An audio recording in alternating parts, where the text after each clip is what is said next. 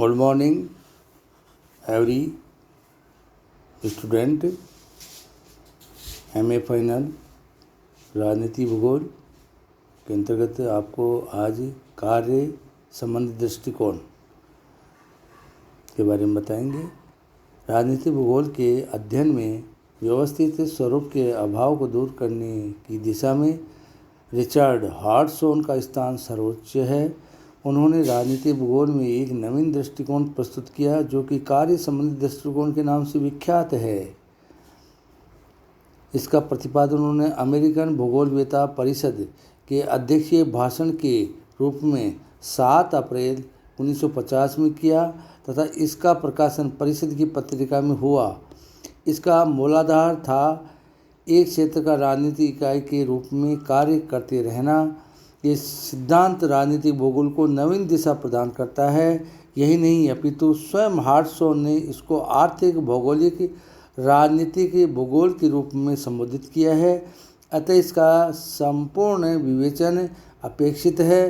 हार्टसोन ने कार्य संबंधी दृष्टिकोण को निम्नलिखित रूप में प्रस्तुत किया है। राज्य के राजनीतिक भूगोल का विश्लेषण आंतरिक analysis of the political geography of A state.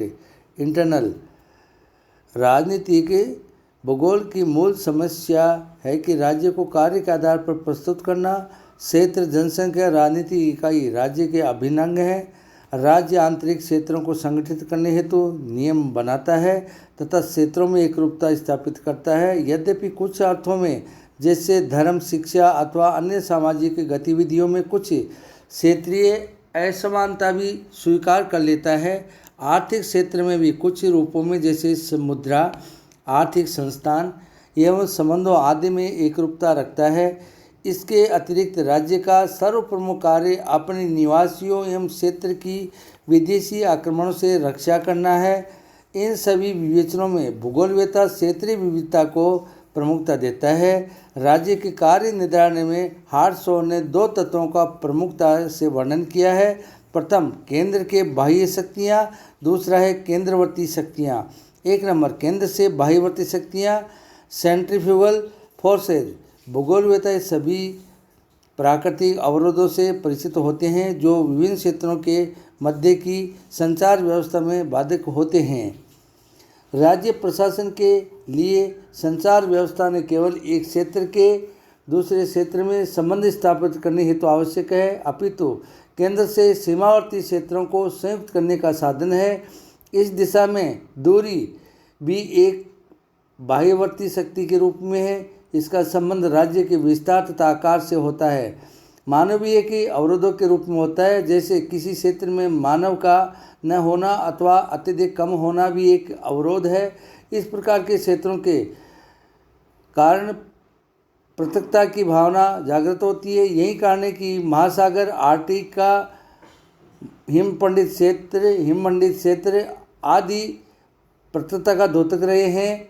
इस प्रकार मध्य युग में अल्पेशियन पर्वत श्रेणियाँ अवरोधक के रूप में रही हैं।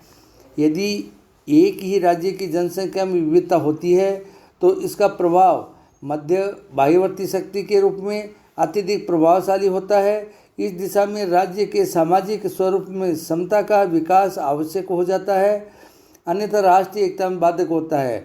राज्य का सामाजिक स्वरूप भाषा, धर्म, शिक्षा, जीवन स्तर, राजनीतिक भावना आदि पर निर्भर करता है। ये सभी तत्व राज्य के लिए बाह्यवर्ती शक्ति के कारक होते हैं। यद्यपि प्रत्येक क्षेत्र में इसका प्रभाव भिन्न भिन्न होता है। यदि एक राज्य का कोई प्रदेश दूसरे देश से संबंध रखता है तो इसका प्रभाव राज्य की सुरक्षा एवं शांति पर पड़ता है।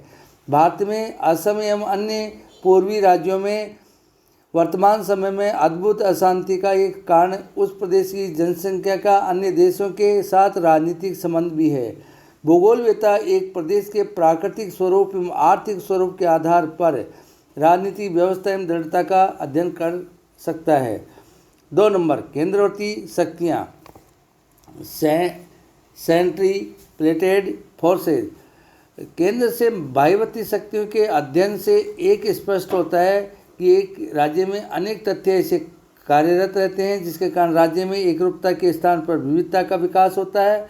फलस्वरूप प्रशासन की कुशलता में बाधा पड़ती है, किंतु राज्य में केवल बाह्यवर्ती शक्तियाँ ही कार्य नहीं करती, अपितु अनेक केंद्रवर्ती शक्तियाँ भी रहती हैं, जिनसे राज्य में एकता बनी रहती है।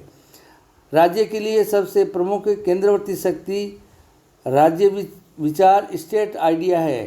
प्रत्येक राज्य के अस्तित्व का कारण रीजनल डिएट्रा होता है।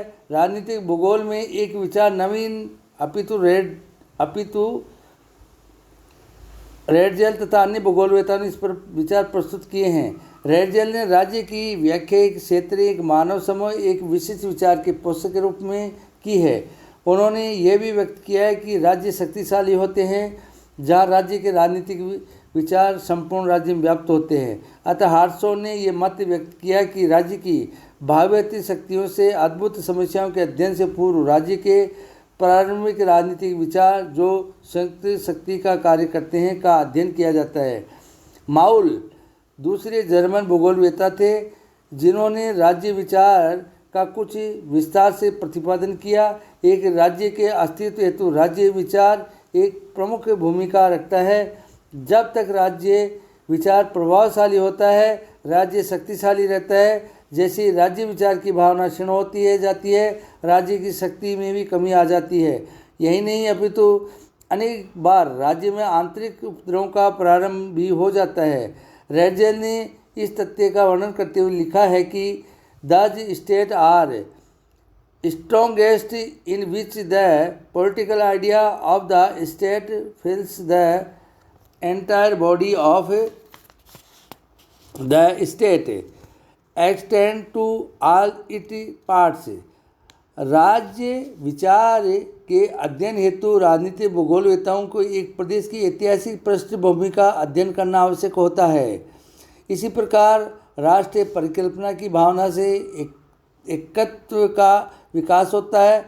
राज्य भाषा, धर्म, अन्य सामाजिक विशेषताओं के विकास का साधन मात्र नहीं, अपितु प्रमुख उद्देश्य राजनीतिक होता है। जो जो राज्य के लोगों में परिपक्वता आती जाती है, उसकी राज्य के प्रति राजनीतिक आस्था में वृद्धि होती जाती है।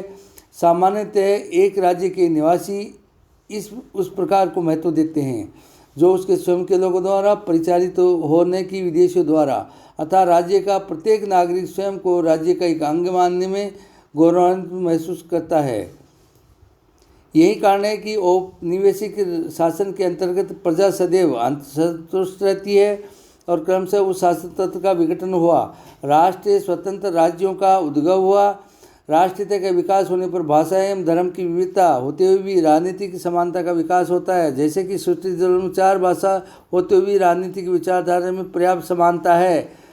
इसी प्रकार अनेक राज्यों में क्रोध या उद्भव क्षेत्र राष्ट्रीय एकता के द्योतक होते हैं, जैसे कि फ्रांस, इंग्लैंड, स्कॉटलैंड, स्वीडन आदि में देखने को मिलता है। राजनीतिक भूगोल के लिए आवश्यक है कि वे राज्य के अस्तित्व के कारणों को ज्ञात करें, क्योंकि इसी के द्वारा राज्य में एकता रहती है। शर्त प्रथम उस क्षेत्र का निर्धारण करना होता है जहाँ एक विचार कार्य रूप में है, तत्पश्चात अन्य क्षेत्रों में उसकी प्रधानता और अन्य में राज्य के सभी क्षेत्रों को संयुक्त करने की क्षमता का अध्ययन आवश्यक है। इसके अंतर्गत ये अध्ययन करना भी आवश्यकता है कि राज्य की कानूनी सीमा के अंतर्गत व्याप्त विविधताएं किस प्रकार के से राज्य के राजनीतिक स्वरूप एवं आंतरिक संगठन को प्रभावित करती हैं। राज्य के बाह्य कार्यों का विश्लेषण। राजनीतिक भूगोल में राज्य के कार्य संबंधी दृष्टिकोण में रिचर्ड हार्टशॉ ने द्वितीय चरण में राज्य के बाह्य कार्यों का अध्ययन सम्मिलित किया है। इसमें राज्य का अन्य राज्यों संगठनों के साथ विभिन्न प्रकार के संबंधों को सम्मिलित किया जाता है। इस संबंधों को 4 समूह अर्थात क्षेत्रीय, आर्थिक, राजनीतिक और सामरिक में विभक्त किया जा सकता है। 1 नंबर क्षेत्रीय संबंध। इसमें सर्वप्रथम समवर्ती देशों के साथ संबंध सम्मिलित किए जाते हैं। प्रत्येक देश की सीमाओं का निर्धारण एवं क्षेत्रीय समायोजन अंतर्राष्ट्रीय संबंधों को अत्यधिक प्रभावित करते हैं तथा ये भौगोलिक अध्ययन में महत्व रखता है। सीमाओं के निर्धारण, प्राकृतिक कार्य आदि पर राजनीतिक भूगोल में पर्याप्त कार्य किया जा गया है। सीमाओं का राज्य के जीवन में अत्यधिक महत्व होता है। विगत 2 दशकों में अमेरिका तथा अन्य देशों के भूगोलवेताओं ने सीमाओं के उद्भव, प्रकार एवं महत्वपूर्ण कार्य किए हैं। इनका विस्तार से विवेचन सीमांत एवं सीमाएं नामक अध्ययन में किया गया है। सीमाओं की जहां राजनीतिक महत्ता है वहीं आर्थिक भी है, क्योंकि सीमा पार व्यापार हेतु राज्य नियम बनाता है। आर्थिक संबंध। राज्यों में विभिन्न वस्तुओं का व्यापार आर्थिक भूगोल के क्षेत्र से संबंध रखता है, किंतु राज्य द्वारा आर्थिक संबंधों का निर्धारण किया जाता है। आर्थिक व्यापार की नीतियों का निर्धारण राज्य द्वारा किया जाता है। अधिकांश व्यापार इन्हीं देशों के साथ किया जाता है। इससे राजनीतिक संबंध मित्रतापूर्ण होते हैं। अन्य राज्य के आर्थिक संबंधों का अध्ययन राजनीतिक भूगोल में सम्मिलित किया जाता है। भूगोलवेता इस अध्ययन में एक राज्य के दूसरे राज्य पर आर्थिक निर्भरता, उसकी स्थिति राजनीतिक संदर्भ में अध्ययन करता है। आर्थिक आदान प्रदान की प्रक्रिया में राज्य का आकार, विशेषकर जनसंख्या के संदर्भ में की विशेष भूमिका होती है। साथ ही राजनीतिक संबंधों का आर्थिक संबंधों के निर्धारण में महत्वपूर्ण योग होता है। जैसा ही एक देश से दूसरे देश के राजनीतिक संबंध विच्छेद होते हैं, प्रत्येक आर्थिक संबंधों का व्यापार आदि भी समाप्त हो जाते हैं। वर्तमान समय में विदेशी आर्थिक सहायता भी महत्वपूर्ण भूमिका रखती है। 3 नंबर राजनीतिक संबंध।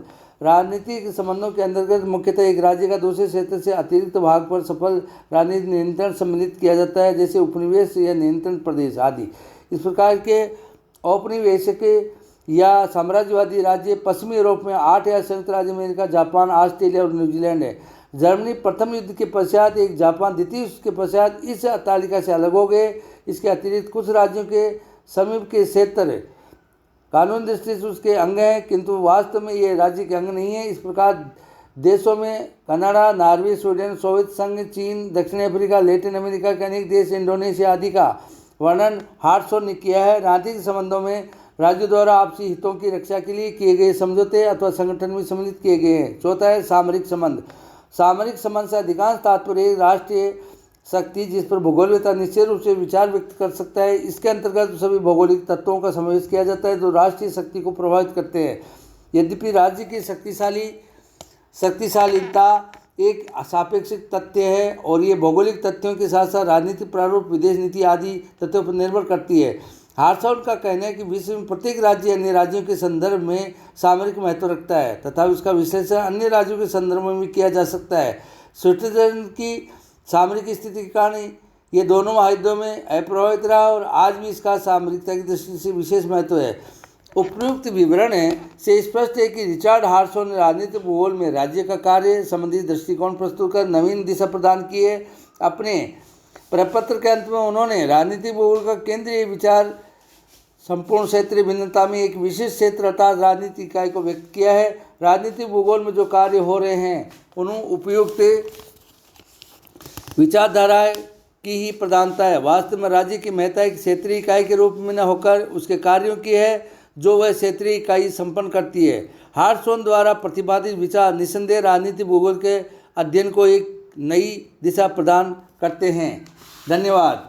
अभ्यास कार्य के लिए विद्यार्थियों एक प्रश्न है जिसको आप नोट कर लीजिए। राजनीतिक भूगोल के कार्य संबंधी दृष्टिकोण की विस्तार से विवेचना कीजिए। धन्यवाद।